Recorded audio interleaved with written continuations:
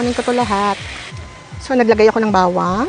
Masarap din maglagay ng bawang. Kasi, di ba, yung iba, sibuyas lang. Pero masarap din maglagay ng bawang. Bubuhos ka na yung marinade. Ay, pinagbabara natin to. Siyempre, lulutuin muna natin yung marinade niya. Scrape natin yung sides para makuha natin yung flavor. And then, bring ko a boil. Takpan ko para kumulo agad. So, ayan, kumukulo na. Pwede natin yung mga scam. And then, lalagay ko na to. So, sarap. And then, sisimmer. Ganon. Pandarin mo na yung pizza? Abot ba dito yun?